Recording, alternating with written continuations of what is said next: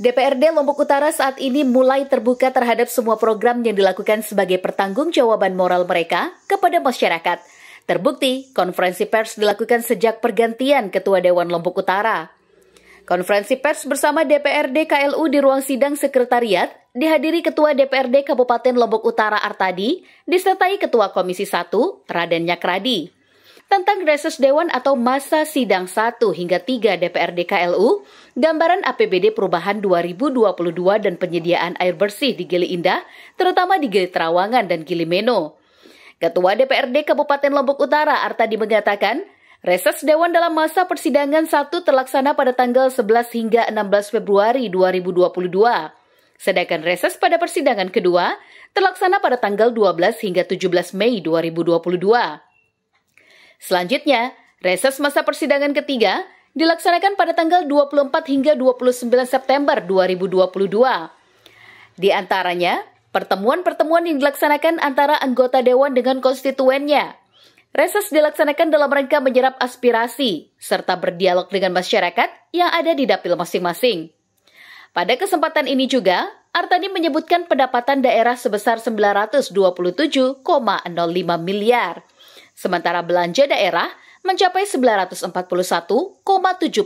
juta, defisit anggaran 14,29 miliar, dan penerimaan pembiayaan dari Silpa 20,07 miliar sebagai pengatur defisit. Aspirasi serta berdialog dengan masyarakat yang ada di dapil masing-masing. Itu yang pertama. Terus yang kedua, kita dengan gambaran APBD perubahan tahun 2022, itu pendapatan daerah itu 927,5 miliar. Belanja daerah 76 miliar. Defisit anggaran kita itu 14,29 miliar. Penerimaan pembiayaan dari Silpa itu 20,7 miliar sebagai pengatur defisit ya. Dan yang terakhir itu raperda APBD perubahan telah komunikasi intensif antara pemerintah daerah, stakeholder, perusahaan dan masyarakat pelanggan air bersih. Yang kedua, perlunya upaya win-win solution agar kegaduhan dan kemampatan air bersih bisa teratasi dengan baik. Yang ketiga adalah DPRD Kabupaten Lombok Utara menganggap prioritas pengembangan infrastruktur di Gili Indah sehingga sarana prasarana dapat menopang kenyamanan pariwisata. Dan selanjutnya adalah semua pihak diimbau menjaga citra pariwisata daerah demi kemajuan pariwisata di Lombok Utara dan Nusa Tenggara Barat. Itu tiga. Untuk Raperda APBDP telah disetujui menjadi Perda tanggal 23 September 2022. Berikut gambaran APBD perubahan tahun 2022. Pendapatan daerah 927,05 miliar yang terdiri dari pendapatan asli daerah 166,14 miliar, pendapatan transfer 757,52 miliar, dan pendapatan lain daerah yang sah 3,97 miliar. Untuk belanja daerah 941,76 miliar, terdiri dari 621,47 miliar. Belanja modal 187,47 miliar.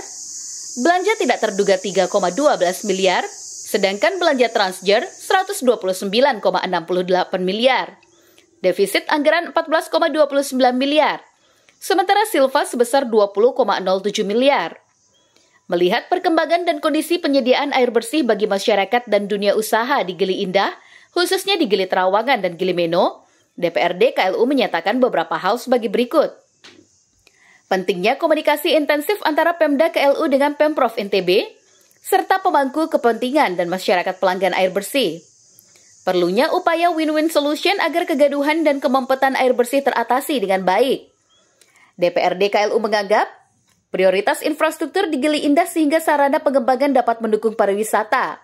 Kegiatan semacam ini penting dilakukan untuk memberikan informasi kepada masyarakat terkait dengan kinerja DPRD di Lombok Utara karena sejauh ini banyak warga yang tidak mengetahui apa yang dilakukan oleh Dewan yang mereka pilih 5 tahun sekali itu.